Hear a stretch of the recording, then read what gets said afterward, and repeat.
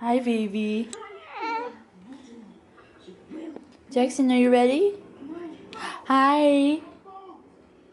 Good morning. I have a suitcase, his car seat all ready to put him in. My diaper bag. And the suitcase. I'm like a super anal packer, so I'm like completely 100% prepared.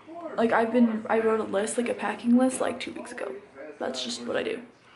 So hopefully we're okay.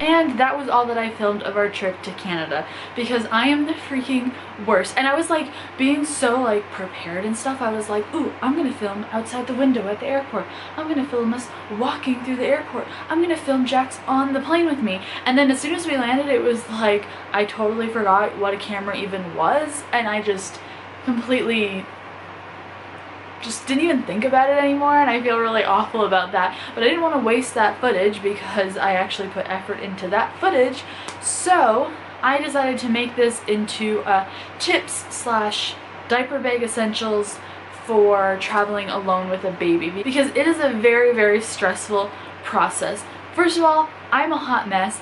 I haven't like washed my hair or done it in a few days. Actually, I did it on Saturday, so let's give myself a little bit of credit here.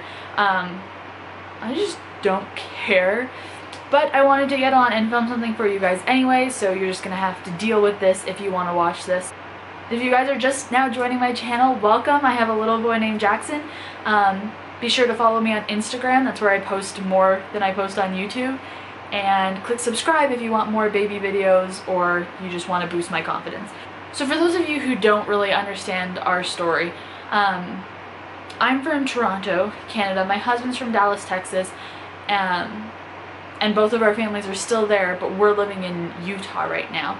And so we go back and forth pretty often, and we haven't so far. I mean, Jackson's only like not even 5 months old, and so, but we have gone to Dallas and we have gone to Toronto once. And when on the way to Toronto, I flew by myself with Jaxon. Kelly was with me on the way back, but it was pretty brutal going there by myself. And it wasn't a super long flight. It was about 3.5 hours or so.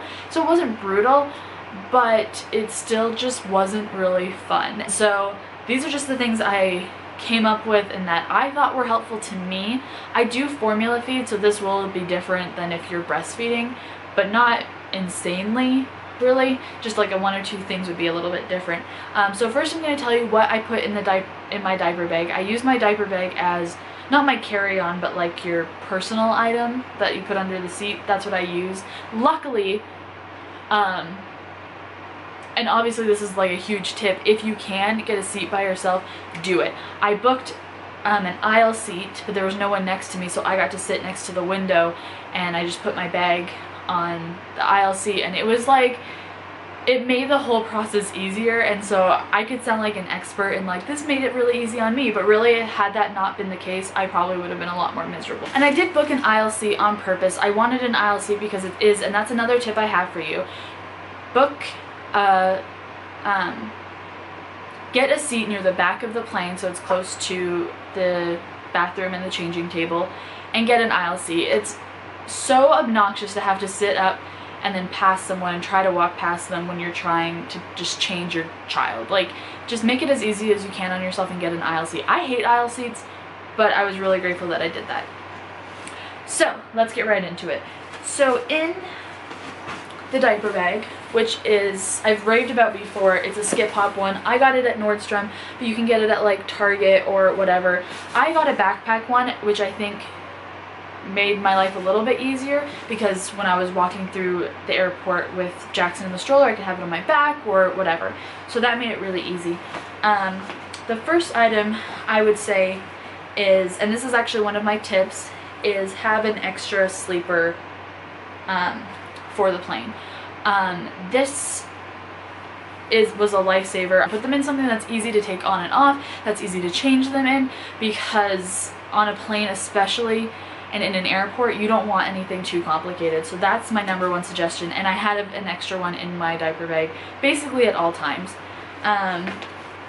Then I did have a muslin swaddle blanket. Jaxon likes being warm, and so he likes being cozied up, and so in order for him to sleep on the plane, I'd have to wrap him up in this, and it made him fall asleep because he was all warm and comfortable. So then I had a few toys for Jax. These are all like the O-ball things because they're easy to grab, and he loves these, and so I made sure I had these. He couldn't really grab when we had gone, but he loved looking at them, he loved the sound, and so that really helped just kind of calm him down. My next tip for formula feeding is to make sure that you have these formula dispensers. I got 2 because I was definitely going to need more than 4, which is like usually the biggest they come in.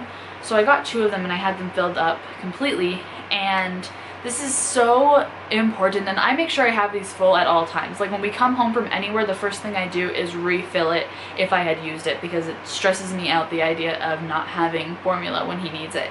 So I made sure that these were completely full, and obviously I had bottles in my diaper bag too for traveling.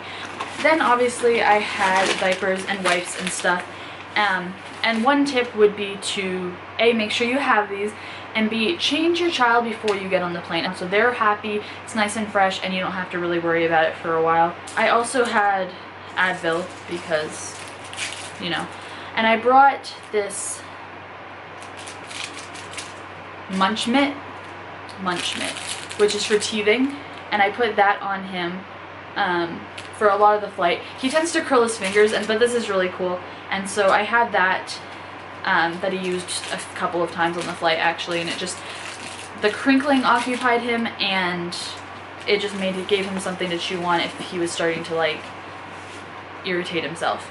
I also, this has nothing to do with the baby really, but I had headphones and I had a charger because ours flight did have those USB things, and I needed to text people when we arrived. I always have a weapon up at all times.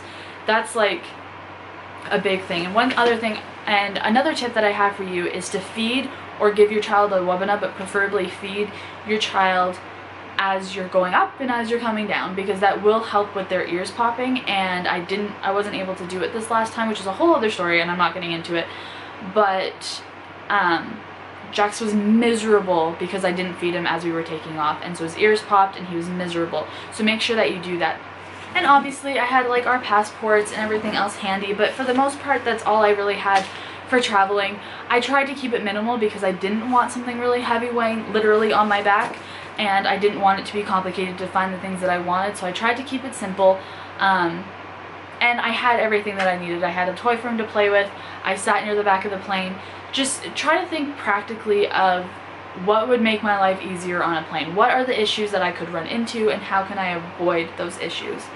So that's my video. I know that it was very, very mumble jumbled, like all of my videos are, but thank you guys so much for watching my channel. You guys are so supportive, and I'm so grateful for all of you. Be sure to click subscribe and follow me on Instagram, where I post way more often than I probably should, but definitely be sure to do that, and I'll see you next time.